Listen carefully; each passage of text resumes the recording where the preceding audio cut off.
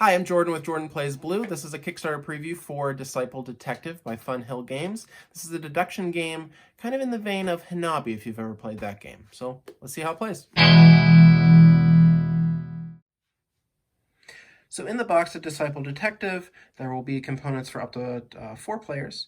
There is a reference sheet for each player.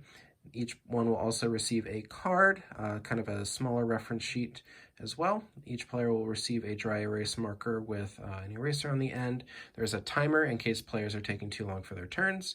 And then the cards, they are all double-sided and all have the ability to write on them dry erase style. And then these tokens are used for the cooperative game. Okay, let's look at the player cards a little bit closer. So these are the disciples. There are 14 disciples in the box. Each one is double-sided. On the backs of each card is going to be a list of all of the different attributes that you might know about each disciple. On the front of the card is going to show you what those attributes are. So for instance, for Peter, he actually has all of the attributes. He also has a quirk on the bottom of here. So as you are playing the game, you're going to be trying to figure out what those attributes are because they'll allow you to figure out who each disciple is. Here is Andrew. Andrew has 3 attributes. He's also an even number, and he has no quirk. So that's a little bit about the cards. This is also shown all together on the disciple reference sheet that each player will have, and they'll be able to see about every single disciple, even if it's not one that they have in their hand. Disciple Detective can be played one of 2 ways. You can either play cooperatively or competitively. The core of the game is going to remain the same, though. In the game, everybody's going to receive a hand of cards. You're going to hold the cards out face out so other people can see which disciples you have, but you cannot see. You can only see on the backs of the cards what the different clue options could be. So in the game, you are going to be passing around clues, asking what the different traits of the disciples are. You can also ask them to order the cards. Each disciple has an assigned number, so they can order them from lowest to highest.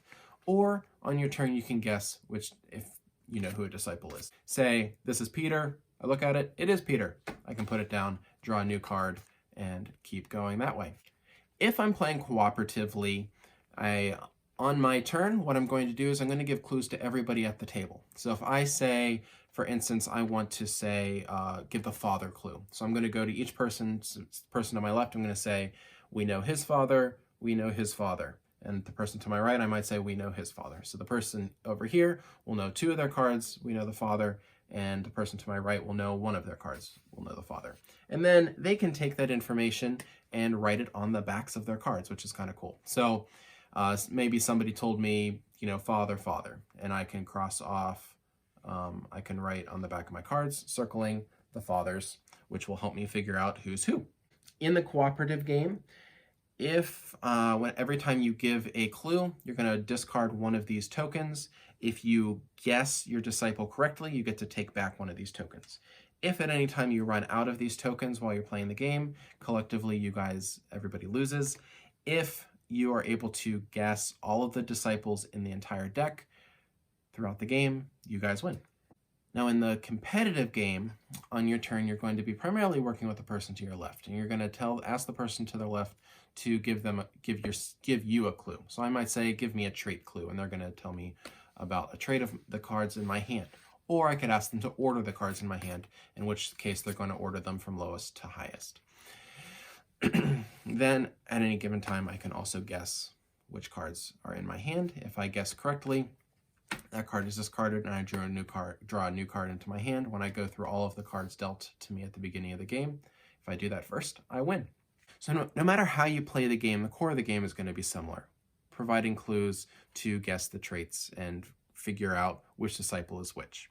On the backs of all of these cards, you're able to write down what you know about each one, and as you're figuring that out, you'll be able to compare it to this reference guide, which will help you figure out who's who.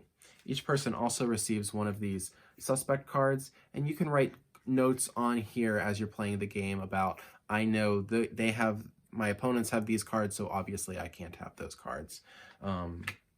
So that is helpful as well. Also, some of these cards are going to have quirks. So, for instance, Peter here, he is afraid.